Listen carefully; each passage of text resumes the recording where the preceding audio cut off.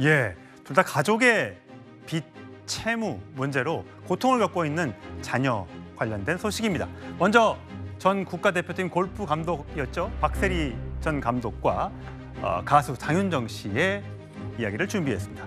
자, 먼저 박세리 희망재단 이사장이죠. 아버지와의 관계를 그때 이야기하는 기자회견 장면의 모습 먼저 확인하시죠.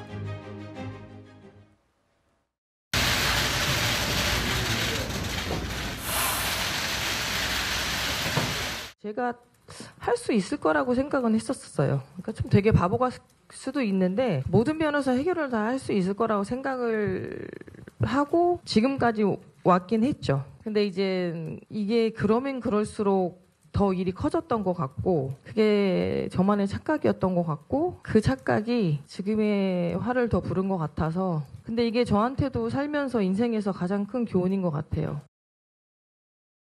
예, 살면서 가장 큰 교훈.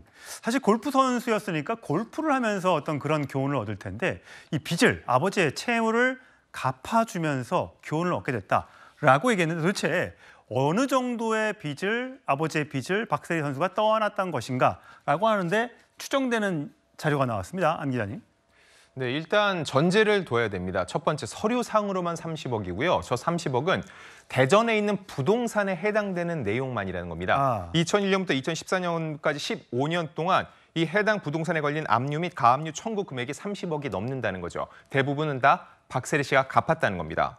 자, 그리고 이 내용을 볼 필요가 있는데 일단 지난 2000년 초반부터 시작이 됩니다. 그 당시에는만 해도 박세리 씨가 50%, 아버지가 50% 갖고 있었는데 이 50% 아버지가 가진 지분에 대해서 계속적으로 돈을 빌렸겠죠. 그러니까 가압류가 들어왔고 박세리 씨가 갚기 시작을 했다는 겁니다. 그러다가 2007년에는 급기야 지방세 체납과 함께 박세리 씨를 넘어서 박세리 씨의 지분까지 압류가 됐다는 거죠. 결국 박세리 씨가 나서서 해결하지 않으면 본인의 지분까지도 이게 문제가 생길 수 있는 상황이 됐기 때문에 갚지 않으면 안 되는 상황이 벌어졌다는 거죠. 예. 더 나아서 2012년에는 이 부친의 아내, 즉 박세리 씨 어머니 명의로 된 아파트에도 7억 원 정도의 가압류가 들어왔다는 건데 이런 일이 반복적으로 되다 보니까 앞서서 기자회견을 보신 분들은 박세리 씨가 해당 부동산은 이번 일과는 관계가 없다. 다 나의 100% 지분이라고 했는데 왜 이게 100% 지분이 됐나?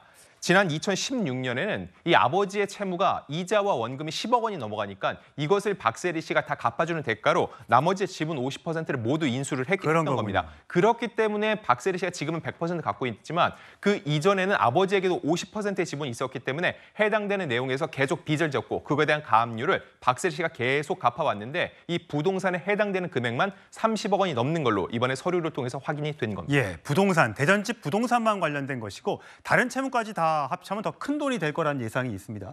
누군가 줄 서서 기다리는 것처럼 돈을 갚아왔다.